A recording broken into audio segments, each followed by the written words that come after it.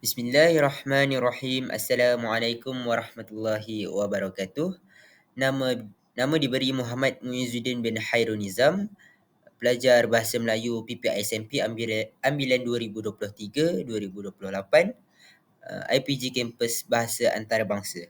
Hari ini saya akan menceritakan serba sedikit tentang e-poster yang telah saya lakukan yang bertajuk Penghayatan Akidah dan Ibadah berpandukan sunnah Rasulullah sallallahu alaihi wasallam mampu membina pribadi dan jati diri Muslim.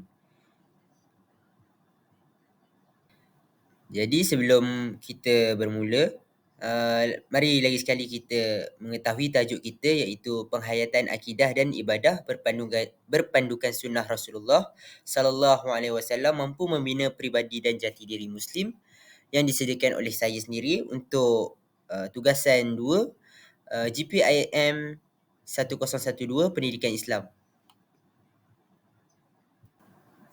Baiklah, sebelum kita mengetahui lebih lanjut tentang tajuk kita, mari kita mengetahui apa itu akidah. Akidah merupakan keyakinan kita atas dasar kepercayaan seseorang terhadap ajaran dan prinsip agama. Akidah umat Islam melibatkan keyakinan kita pada rukun Islam dan rukun iman. Keyakinan terhadap rukun iman akan menjadikan seseorang itu berpegang kepada akidah Islam yang akan membawa mereka ke syurga. Hal ini menyebabkan kita akan menghayati cara kehidupan seorang Muslim yang sebenar. Jadi mari kita teruskan dengan mengetahui apa itu ibadah. Ibadah dalam Islam adalah segala jenis tindakan dan aktiviti yang dilakukan oleh seorang Muslim sebagai bentuk pengabdian kepada Allah.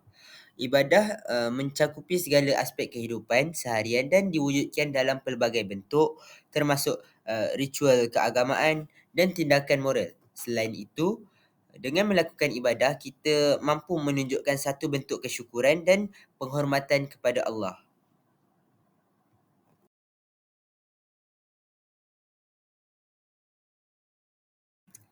Sebelum kita masuk kepada tajuk kita, mari kita mengetahui objektif yang perlu dicapai untuk tajuk ini. Jadi yang pertama, objektifnya adalah dapat memahami dan mengaplikasikan kehidupan Islam di dalam kehidupan seharian. Dan yang kedua adalah dapat meneladani cara hidup Rasulullah sallallahu alaihi wasallam dan mempraktikkan di dalam kehidupan seharian kita. Jadi mari kita teruskan dengan tajuk kita. Jadi inilah kita punya tajuk yang utama iaitu penghayatan akidah dan ibadah berpandukan sunnah Rasulullah sallallahu alaihi wasallam yang mampu membina pribadi dan jati diri Muslim. Jadi kita teruskan dengan isi kita yang pertama di mana ia dapat mendekatkan diri kepada Allah. Huraiannya adalah mendekatkan diri kepada Allah adalah salah satu objektif dalam mempelajari penghayatan akidah dan ibadah berdasarkan sunnah Rasulullah. Hal ini kerana mendekatkan diri kepada Allah juga akan menyebabkan kita dapat menunjukkan rasa kesyukuran kepada Allah dengan cara melakukan ibadah seperti solat, membaca Al-Quran dan berzikir kepadanya. Seperti yang kita tahu, ibadah-ibadah ini adalah bertujuan sebagai ritual untuk menyembah Allah. Jadi apabila kita menyembah Allah, kita dapat menunjukkan rasa kesyukuran atas nikmat yang diberikan olehnya. Okey, jadi kita teruskan dengan isi kita yang kedua, di mana kita dapat menyempurnakan ibadah dengan sempurna jika menghayati sunnah-sunnah Rasulullah. Ini kerana Rasulullah telah menunjukkan kita cara beribadah dengan sempurna serta perkara-perkara yang boleh dan tidak boleh dilakukan dalam aktiviti beribadah. Kita juga perlu mencontohi Rasulullah kerana ibadah Rasulullah merupakan sebaik ibadah yang telah dilakukan oleh umat Islam. Kita teruskan dengan isi yang ketiga di mana kita dapat bersatu dengan umat seluruh dunia.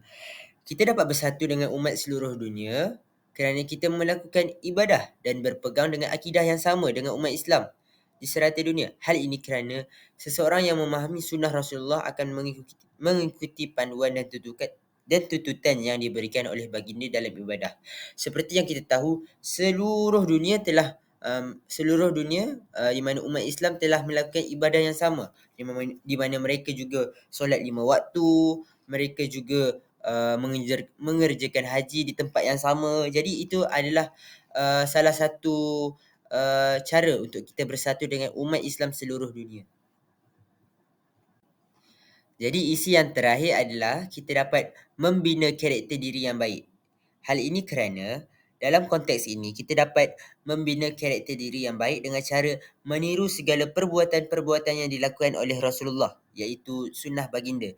Ini akan menyebabkan kita dapat menunjukkan sifat-sifat yang baik sama seperti yang ditunjukkan oleh baginda Rasulullah sallallahu alaihi wasallam, kerana baginda merupakan seorang nabi, di mana sifat nabi hendaklah mempunyai sifat amanah, fatonah, siddiq dan tabligh.